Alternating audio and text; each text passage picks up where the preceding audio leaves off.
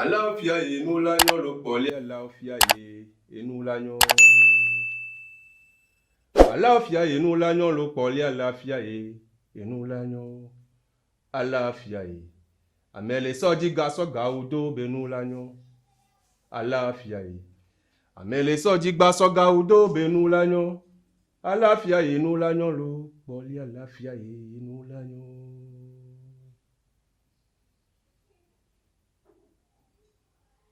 Le petit canari merveilleux. Il était une fois dans un village très très lointain, englouti par des gros arbres qui se trouvent au milieu d'une rivière.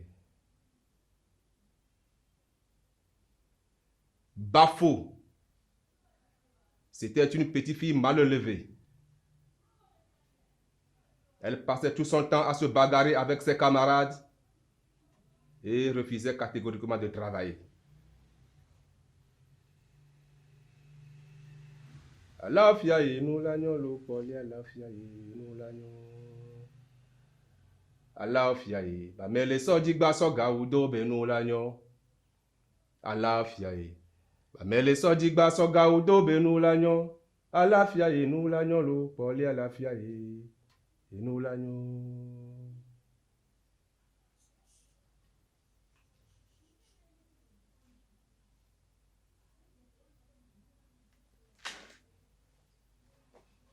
Ses parents la punissaient souvent, mais c'était des peines perdues. Bafo ne pouvait rien voir et ne pas toucher. Un jour, au marché, Bafo vit des petits canaris blancs. Elle en a pris un dans le creux de sa main et demanda au marchand voisin quel est le prix de ce canari. Je n'en sais rien, répondit l'homme, mais de toutes les façons, il n'est pas à vendre.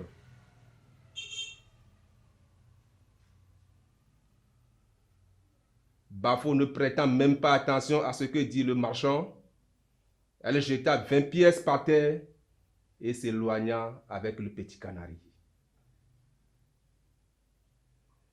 Quand le marchand reviendra, il trouvera l'argent à la place du canari, dit-elle. Àlàáfíà inú láyọ̀ ló pọ̀lẹ́ àlàáfíà inú láyọ̀. Àlàáfíà bàmẹ́lẹ̀ sọ́jígbà sọ́gà udó benú láyọ̀. Àlàáfíà àmẹ́lẹ̀ sọ́jígbà sọ́gà udó benú láyọ̀. Àlàáfíà inú láyọ̀ ló pọ̀lẹ́ àlàáfíà inú láyọ̀. Or, ces petits canaris blancs n'étaient autres que des aigrettes qui se transforment pour vivre au milieu des hommes à chaque jour du marché.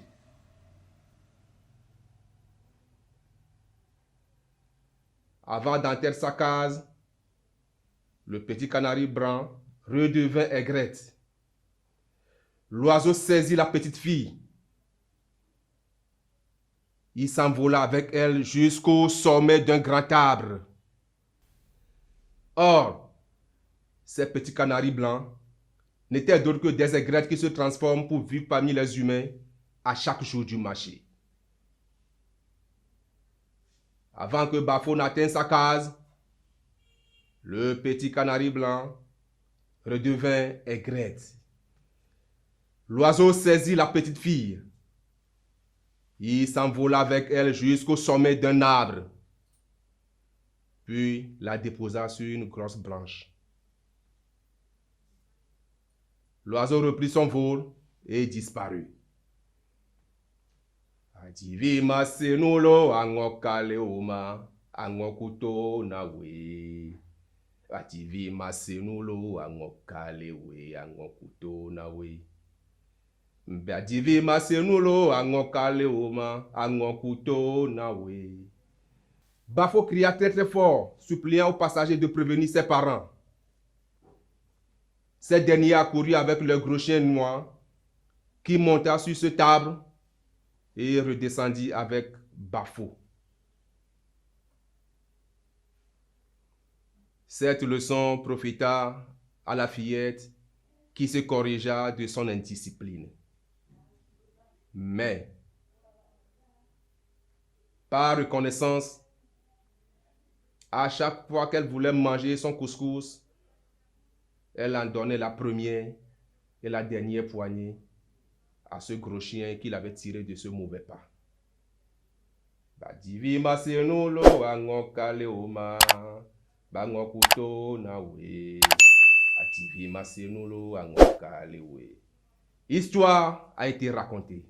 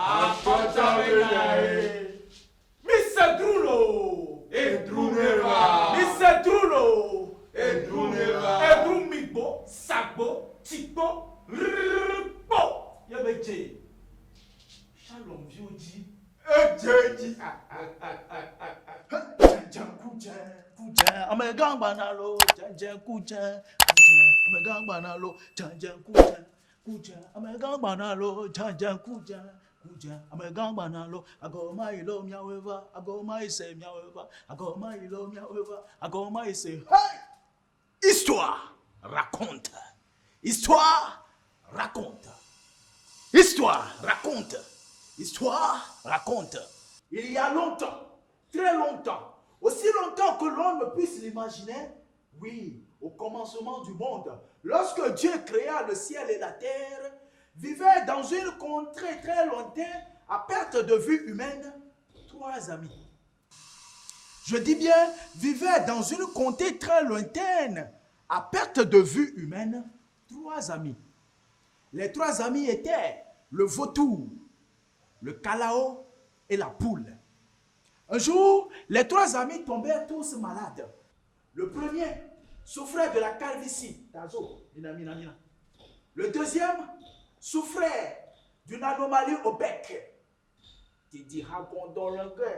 Et le troisième, la poule, souffrait d'une crampe dans les pattes. Alors, il priait chaque jour. Il priait l'Esprit suprême de la nature, le bon Dieu, Yehowa. Je dis bien, il priait chaque jour. Il priait l'Esprit suprême de la nature, le bon Dieu, Yehowa. Mais Dieu n'écoutait guère leurs prières. Mais il ne se découragea pas. Il continua à prier, prier encore chaque jour. Même des jours, il chantait leurs prières. C'est miabe wuli dodo Yehowa, c'est miabe wuli dodo. C'est miabe wuli dodo Yehowa, c'est miabe wuli dodo. La vie d'ici, quelle vie ici? La vie est aux enchères. La vie d'ici, quelle vie d'ici? La vie est aux enchères. Oh, c'est miabe wuli dodo Yehowa, c'est miabe wuli dodo. Yehowa, c'est miabe wuli dodo. Mais Dieu n'écoutait guère leurs prières. Alors, il décidait d'aller à la rencontre de Dieu directement au ciel. Je dis bien, il décidait d'aller à la rencontre de Dieu directement au ciel. Mais après maintes réflexions, la poule contesta. Mes amis, ne dépassons pas les limites. Dieu ne tardera pas pour agir. Mais en agissant ainsi comme vous le souhaitez le faire, nous risquons de le mécontenter. Pourquoi nous presser? Mais les deux amis de la poule, le vautour et le calao, n'écoutaient guère les paroles de la poule. À leur vol lourd, pas. Oui, je dis bien, ils n'écoutaient guère la poule. Ils partirent au ciel à leur vol lourd, pas. Et lorsqu'ils montaient de plus en plus haut, pas, Dieu descendu sur terre. Je dis bien, lorsqu'ils montaient au ciel, de plus en plus haut, Dieu descendit sur terre et guérissa la poule. Amen. Je dis, Dieu descendit sur terre et guérissa la poule. C'est depuis ce jour que les deux amis de la poule, le vautour et le calao, ont gardé le mal. Le vautour restait chauve. Et le calao avec un bec tordu, didira qu'on donne longuet. Alors que la poule a été guérie. Depuis ce jour jusqu'à présent, les deux amis de la poule,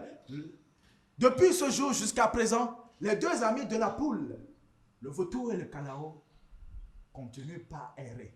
Ils continuent pas à voler dans les airs à la recherche de Dieu. Histoire.